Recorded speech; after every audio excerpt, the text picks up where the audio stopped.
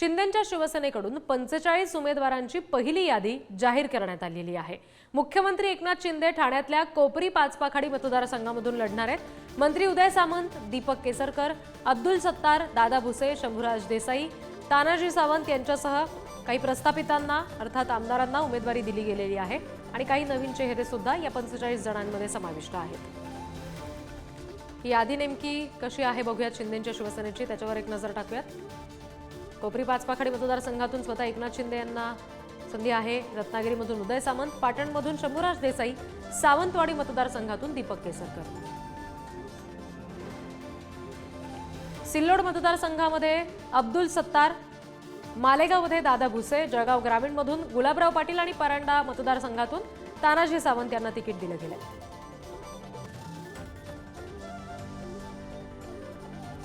ओवळा माजिवडा मतदारसंघासाठी प्रताप सरनाईकांना तिकीट दिलंय। बुलढाण्यासाठी संजय गायकवाड, महाडमधून भरत गोगावले, सांगोल्यामधून शहाजी बापू पाटील यांच्या नावाची घोषणा झाली आहे।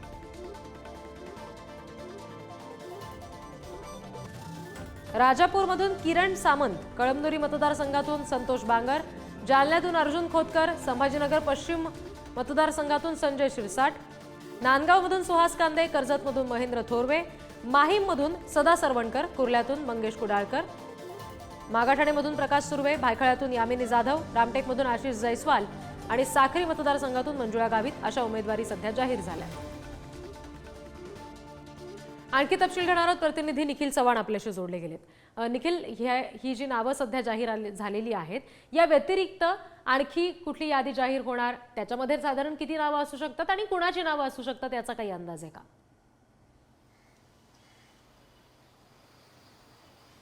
नक्कीच आपण पाहिलं तर रिद्धी काल 45 जणांची यादी आहे ती मुख्यमंत्री एकनाथ शिंदे यांच्या शिवसेना पक्षाकडून जाहीर करण्यात आलेली आहे आणि ज्याप्रमाणे 45 जणांची नावं घेतलेली आहे त्याप्रमाणे प्रामुख्याने पाहिलं तर जेवढे विद्यमान आमदार आहेत त्या सर्वांना संधी आहे ती या ठिकाणी देण्यात आलेली आहे। तर ज्यावेळी मुख्यमंत्री एकनाथ शिंदे यांनी बंड केलेला होता आणि ते वेगळे झालेले होते त्यावेळी त्यांच्यासोबत जेवढे पण जे आमदार आहेत जे शिंदेंसोबत आलेले होते त्या सगळ्यांना संधी आहे ती याच्यामध्ये देण्यात आलेली होती आणि नवीन 6 चेहऱ्यांना जी संधी आहे ती देण्यात आलेली आहे।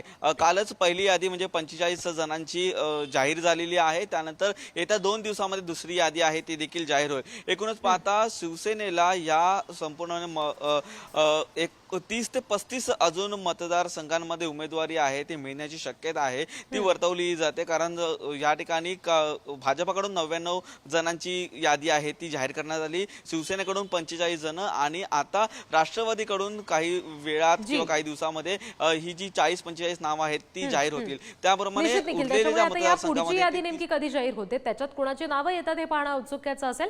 तुम्ही आमच्याशी असेच जोडलेले राहा। शिंदेंच्या शिवसेनेत सुद्धा घराणेशाही काहीशी दिसतीये। नेत्यांच्या नातेवाईकांना उमेदवारी दिली गेलेली आहे। रामदास कदम यांचे पुत्र योगेश कदम, उदय सामंत यांचे बंधू किरण सामंत यांना उमेदवारी दिली गेली आहे। तर तिकडे खासदार रवींद्र वायकरांच्या पत्नी मनीषा वायकरांना सुद्धा जोगेश्वरीमधून उमेदवारी जाहीर झाली आहे। खासदार संदीपान भुमरेंचे पुत्र विलास भुमरेंना सुद्धा उमेदवारी दिली गेली आहे शिंदेंकडून। माजी खासदार आनंदराव अडसूळ यांचे पुत्र अभिजित अडसूळांना सुद्धा या विधानसभेसाठी उमेदवारी मिळालेली आहे। आमदार चिमणराव पाटील यांचे पुत्र अमोल पाटील यांना ही उमेदवारी जाहीर झाली आहे। बघूयात कोण कोण नेमके हे उमेदवार आहेत ते। रामदास कदम यांचा मुलगा योगेश कदम तापोली मतदारसंघातून, उदय सामंत यांचे बंधू किरण सामंत ज्यांचं राजापूर मतदारसंघातून विधानसभेसाठीचं नाव घोषित झालंय। खासदार संदीपान भुमरे यांचे पुत्र विलास भुमरे पैठण मतदारसंघातून त्यांना तिकीट दिलंय। तर आमदार चिमणराव पाटलांचे पुत्र अमोल पाटील यांना सुद्धा तिकीट दिलं गेलेलं आहे। दिवंगत आमदार अनिल बाबर यांचे पुत्र सुहास बाबर यांना खानापूर मतदारसंघातून तिकीट दिलंय। खासदार रवींद्र वायकरांच्या पत्नी मनीषा वायकर यांना जोगेश्वरीमधून तिकीट दिलं गेलं शिंदेंकडून। तर आनंदराव अडसूळ यांचे पुत्र अभिजित अडसूळ यांना दर्यापूर मतदारसंघातून उमेदवारी निश्चित झाली आहे। पुन्हा एकदा आपण प्रतिनिधी निखिल चव्हाण यांच्याकडे जाऊयात। निखिल, ही जी घराणेशाही शिंदेंच्या या उमेदवारीच्या सगळ्या यादीमध्ये दिसतेय त्या संदर्भात नेमकं काय चर्चा सुरू झाल्यात, काय नेमकं सांगता येईल आणि मुख्य म्हणजे विजयी होताना हे उमेदवार दिसू शकतील का, त्याबाबतचा काय आढावा बांधता येईल? नक्कीच रिद्धी, आपण एकंदरच पाहता या ठिकाणी 7 जी नावं आहेत ती घराणेशाहीला जोडून असल्याचं आपल्याला पाहायला मिळतंय. कारण किरण सामंत यांचं नाव सर्वप्रथम येत आहे, कारण त्यांनी लोकसभेला देखील जी इच्छा आहे ती व्यक्त केलेली होती लोकसभा निवडण्याच्या संदर्भात, परंतु त्यांना आता या ठिकाणी विधानसभेला जागा देण्यात आलेली आहे. त्यासोबतच दुसरं नाव पाहिलं तर या ठिकाणी योगेश कदमांचं आहे, त्यांना देखील ही जी संधी आहे ती देण्यात आलेली आहे. ते आधी देखील या ठिकाणी आमदार म्हणून राहिलेले आहेत, परंतु रामदास कदम हे देखील या ठिकाणी आमदार म्हणून राहिलेले आहेत, त्यामुळे पिता पुत्रांना या ठिकाणी उमेदवारी दिल्याचं आपल्याला पाहायला मिळते. त्यासोबतच बुमरे आहेत, संदीपान बुमरेंच्या मुलाला या ठिकाणी उमेदवारी देण्यात आलेली आहे. त्यांनी देखील तयारी त्याप्रमाणे केलेली होती. प्रमुख नाव पाहायचं झालं तर आपल्याला या ठिकाणी अडसुळांचा पाहावं लागेल, कारण अभिजित अडसूळ यांना जी संधी आहे ती या ठिकाणी देण्यात आलेली आहे. लोकसभेला त्यांचे वडील या ठिकाणी जी आनंदराव अडसूळांना लोकसभेचं तिकीट आहे ते कुठेतरी नाकारलेलं होतं आणि ती जागा आहे ती या ठिकाणी भाजपच्या गोट्यातून आपल्याला अमरावतीत पाहायला मिळालेली होती.